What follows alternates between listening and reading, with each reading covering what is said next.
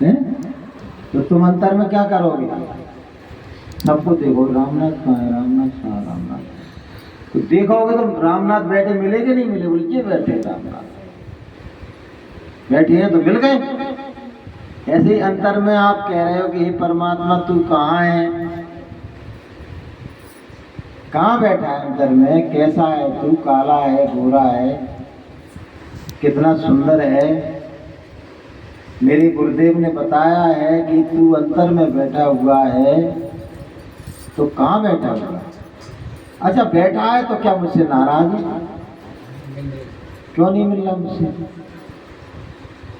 मुझसे नाराज है इसीलिए तो नहीं मिल रहा है। कभी कभी मैं परमात्मा से कहता हूँ, परमात्मा मुझ में वो दृष्टि नहीं है कि मैं तुझे देख सकूं, लेकिन तू तो सुजाता है, तेरी दृष्टि में तो मैं गोचर हूं, मेरी दृष्टि में तू अगोचर है, लेकिन तेरी दृष्टि में मैं तू मुझको देख रहा है, मैं तुझको नहीं देख पा रहा हूं, लेकिन तू मुझको देख रहा है। तो मेरा निवेदन भी सुन ले, मेरी विनती भी सुन ले, मेरे हृदय की पुकार भी सुन ले कि मैं तुझसे मिलना चाहता हूँ, तुझे अपना बनाना चाहता हूँ, मैं तेरा होना चाहता हूँ और तुझे अपना बनाना चाहता हूँ। तो अंतर्यामी लग गया अंतर घट की बात। तो परमात्मा देखो तुम अंतर में बोल भी नहीं रहे हो, अंतर में बोल नहीं रहे हो, अंतर में तुम्हारे ये विचार चल रहा है,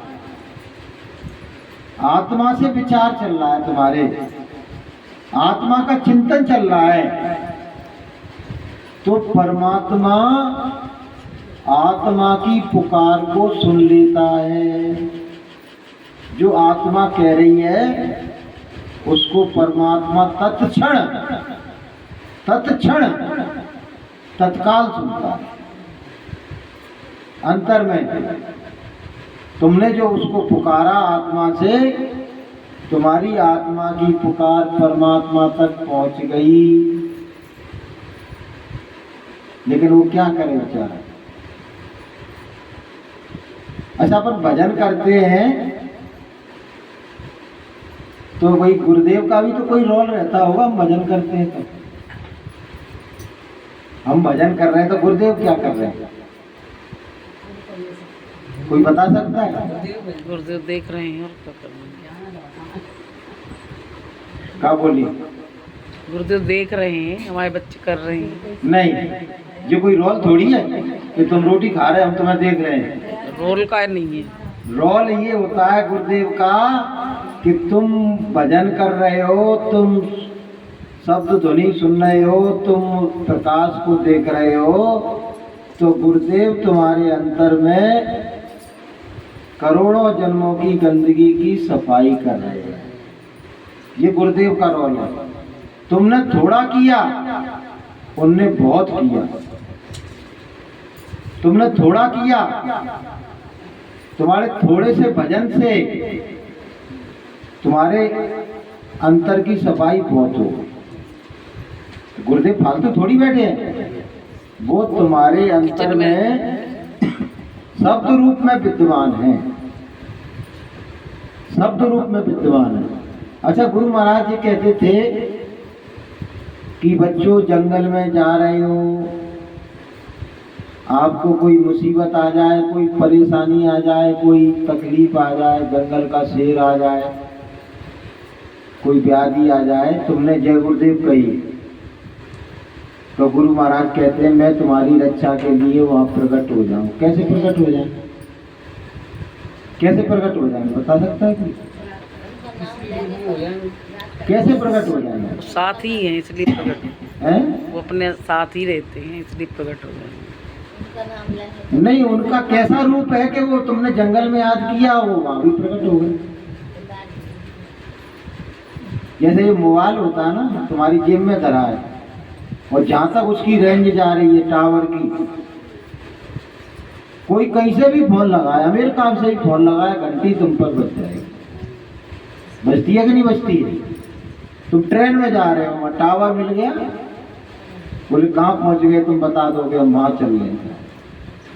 ये सिस्टम है कि नहीं? कोई कहीं से बात कर रहा है और तुम वहां से जवाब दे रहे हो। ये तो भौतिक विज्ञान है, हम देख रहे हैं। ऐसा होता है कि 1000 किलोमीटर दूर कोई रह रहा है, उसको नंबर लगाया और फौरन बात हो गई। ऐसे ही गुरु महाराज का जो स्वरूप है ना, वो स्वरूप उनका जो शब्द स्वरूप है, उस शब्द स्वरूप का क्या मतलब है कि वो सर्वव्यापक रूप होगा। शब्द का क्या रूप है? सर्वव्यापकता, सब जगह विद्यमान है। शब्द रूप में परमात्मा गुरुदेव सब जगह विद्यमान है। कोई जगह ऐसी नहीं है जहां उनका टावर काम ना करे। हाँ, इतना जरूर है कि हमारा ही टावर डगमगा जाता है। कब? दिन भर उठ पटांग करते रहे, जहाँ से वहां भगते रहे, इसकी बात उसकी बात, इसकी चर्चा उसकी चर्चा, तो शाम को टावर हमारा खराब हो जाता है। फिर शाम को हम जब भजन पर बैठते हैं तो कनेक्शन ठीक से नहीं मिल पाता है। वही टावर जब सुबह बैठते हैं तो मन थोड़ा सा शांत हो जाता है, तो वही फिर कनेक्शन मिल जाता है, टावर से टावर मिल जाता है। और हमारा कहते हैं रात का भजन अच्छा नहीं बना था, सुबह का तो ठीक बना हुआ है। ये कहते हैं कि नहीं? शाम को भजन करोगे इतना अच्छा नहीं बनेगा, सुबह करोगे तो ज़्यादा अच्छा बनेगा। हैं? वही वो सुनाते हैं, एक संत सुनाते हैं कथा में कि बोले वो रात को फोन से बात कर रहा था, वो बातें नहीं हो पा रही थी, उसमें बार बार लिख के आ जाए कि यहाँ की लाइनें सभी बाकी बिजी चल रही हैं, व्यस्त चल रही है। बहुत वो कोशिश करी, वाने वो लाइन मिली ही नहीं। वाने की सुबह वाने कही, मोबाइल वाले ने कही कि भैया ऐसा करना, तो एसटीडी वाले ने कही कि सुबह आ जाना, ये 24 घंटा खुली रहती है एसटीडी, सुबह आना और सुबह बात करना, तुम्हारी जो लाइनें व्यस्त चल रही है वो खाली हो जाएंगी, तुम्हारी बात हो जाएगी। तो हकीकत में जब सुबह गया वो, तो उसकी बात बढ़िया हो गई। जैसे ये अपन भजन करना मतलब क्या है? अपने गुरुदेव से, अपने भगवान से बतियाना। भाई बतियाते हो कि नहीं बतियाते हो? अंतर में कछु तो कहते हो भगवान से, कई वैसे पुतला से बनकर बैठ जाते हो हैं? कछु तो कहते हो मेरा कल्याण करो, मेरी आत्मा को जगा, ये भगवान, ये गुरुदेव मुझे भवसागर से पार करो, मेरा जन्म मरण छुटा, मुझे अपने घर पहुंचा। कछु तो कहते हो कि नहीं? कि वैसे ही चुपचाप जाकर बैठ जाता है? तो भैया ये शब्द रूप हमारा भी हो सकता है। अगर हम शब्द में लय हो जाएं तो गुरुदेव की तरह हम भी सर्वव्यापक हो सकते हैं। हम भी सर्वव्यापक हो जाएंगे अगर हम शब्द में लय हो जाएंगे, शब्द का रूप हो जाएंगे, तो हम भी सर्वव्यापक हो जाएंगे। और इतने भी ये देवी देवता है ना, इन सबका भी रूप शब्द रूप है, इनका भी शब्द रूप है। अब जैसे मैं आपको एक उदाहरण दे रहा हूं, किसी को तो शेर पर बैठा दिया है, माता मैया को शेर पर बैठा दिया, समझना इस बात को। तुमने कभी सोचा भी नहीं होगा इस बात को। शंकर भगवान को नादिया पे बैठा दिया है, गणेश जी को चूहा पे बैठा दिया है, और ब्रह्मा जी को उस पर बैठा दिया है। कोई क्या होती है बड़ी सी वो, तो मता पंडिता नहीं का है ब्रह्मा जी की सवारी, वो हंस टाइप के। हाँ, हंस टाइप की होती है, उस पर बैठा। सबकी अलग अलग सवारी है कि नहीं है? सबकी अलग अलग सवारी है। इसका मतलब समझ रहे हो? मतलब समझा कभी तुमने? मतलब नहीं समझते, बस जो कह दिया पंडित जी ने वही चल रहा है। बाका मतलब समझा करो। तब तो तुम कुछ अच्छे विद्यार्थी माने जाओगे। उसको गहराई में नहीं जाते तुम किसी बात में। मतलब कहने का ये है कि इनके ये शब्द हैं, इनके ये शब्द हैं, जब ये प्रकट होंगे ना तो इसी रूप में आवाज तुमको सुनाई देगी। जब भगवान शंकर प्रकट होंगे तो एकदम ऐसा लगेगा तुमको कि नादिया कर रहा है। नादिया की आवाज आ गई, समझ लो भगवान शंकर प्रकट होने वाले हैं। चूहा की आवाज तुमको सुनाई देने लगे तो समझ लेना गणेश जी प्रकट होने वाले हैं। चूहा पले हूँ, फिर चूहा घर में पले हूँ, आवाज दे रहे नहीं, वो ये चूहन की आवाज क्या आवाज आ गई, वो बड़ी आवाज है। समझ में आ रहा है आपकी कि नहीं आ रहा है? तो इनकी भी अपनी अपनी आवाजें हैं। एक बार गुरु महाराज कह रहे थे स्वर्ग वैकुंठ में ना तो बसें चलती हैं, ना ट्रेन चलती है, ना हवाई जहाज चलता है, ना उनके पास मोटरसाइकिल है, ना कारें हैं। तो कहा वो भाई के वही बैठे रहते सब देवता, काय से जाते हैं भैया? ऐसे काय से जाते हैं भाई? उनका अपना अपना शब्द रूप है। वो वहां जहाँ जाना चाहे वह अपनी आवाज के सहारे से वहीं जाके वो खड़े हो जाते, वहीं जाके तुम्हारे सामने खड़े हो जाएंगे। उसमें ही बताते नहीं कि भगवान प्रकट हुए साहब से एकदम बोले कि बोले शंख बजने लगे, झालर बजने लगे, घंटा बजने लगे। ये तो टीवी पे बता देते कभी कभी। तो इसका मतलब ये है कि उनकी यही आवाज है, इसी आवाज के सहारे से वो चल रहे हैं। समझ में आ रहा है क्या? जब तुम्हारी तो कचू आवाज है। अब यहाँ इतने लोग बैठे, सबकी परमात्मा ने क्या किया है, कोई भी बोले अगर वो उसको जानता है तो आंख बंद करके भी कह देगा फलाना बोल रहा है। सबकी आवाज अलग अलग है कि नहीं है? सही। कि सबकी एक सी आवाज है? नहीं, बोलो। नहीं, अलग अलग अलग अलग रूप ही अलग कर दी। देखिए भगवान ने करीबन 8 अरब आदमी बनाए, कोई किसी से ज्यादा नहीं मिलता, थोड़ा बहुत मिल जाए वो अलग बात है। सबके रूप अलग अलग और सबकी आवाजें भी, वह कितने सांची हैं, कितना डिजाइनदार है वो है। सबके रूप भी अलग है, आवाजें भी अलग अलग। तो भैया सब देवतन की एक आवाज होगी का? बिल्कुल तो पहचान होगी कि वो फलानी आवाज आ रही है, अरे फलाना देवता आ रहा होगा। सही बात है, सही। फलानी आवाज आ रही है, फलाना देवता आ रहा है, हट जाओ भैया वो देवता आ गया। जब भगवान ने तुमको अलग अलग बना दिया तो उनको अलग अलग नहीं बनाया होगा? सही है, अच्छी बात बताइए। सबको अलग अलग बनाया। एक बार मैं वहां गया तो भाई बाबा जी कह रहे कि बेटा तुम जो ये 5 आवाजें बता रहे हो ना, वो पति पत्नी अलग अलग, गुरु महाराज ने आवाजें बताई है ना, कि बेटा जहाँ से पहले 11 आवाजें और हैं, वो कह रहे हैं वो 11 आवाजें और सुनाई देती हैं, ये आवाजें तो ऊपर की है। जब तो गुरु महाराज कहते हैं कि बहुत तरह की आवाजें हो रही, बहुत तरह की आवाजें हो रही हैं, कि उनमें से तुमको अपनी आवाज को छाटना है, माफ करना। मैंने कि यम किंकरन की और विनकी और यमदूतन की, वहां की नरक की आवाजें सुनोगे तो तुमने उनकी आवाजें सुन ली और कोई चल पड़े ना तो सीधे नरक में और पहुंच जाओगे। वहां से अलग आवाजें आ रही हैं, स्वर्ग की आवाजें अलग हैं। तो अपन को और आवाजों को नहीं सुनना है। अपन को तो गुरु महाराज ने जो आवाजें बताई है ना, ईश्वर की आवाज, ब्रह्म की आवाज, पार्वती की आवाज, उन आवाजों को सुन के उनमें लय होना है। जिस आवाज में तुम लय हो गए वहीं पहुंच जाओगे, फिर खतरा हो जाएगा तुम्हारे लिए। समझ में आया कि नहीं आया? तो गुरु महाराज ने जो बताया उसको बड़ा बारीक से, एक बात है सुनने की जरूरत है और सुनने के साथ समझने की जरूरत है और समझने के साथ उस राह पर चलने की जरूरत है। ना कोई सुनना चाहता है, ना कोई समझना चाहता है, ना कोई देखना चाहता है, और राह चले जा रहे हैं, और राह चले जा रहे हैं।